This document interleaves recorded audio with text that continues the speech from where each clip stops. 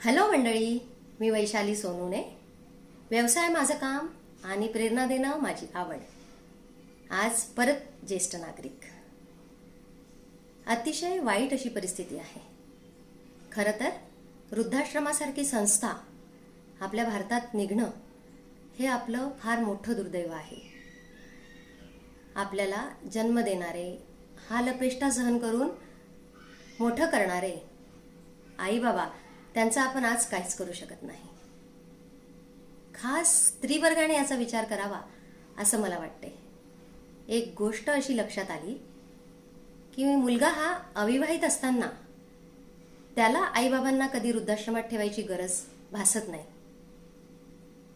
आपण कुठल्याही नातेवाईकांविषयी चर्चा करताना सर्वप्रथम आपण स्वतः, आपली मुलगी व आपली बहीण ही सासू सासऱ्यांचं किती करते व त्यांच्याशी कशी वागते याचा विचार करावा.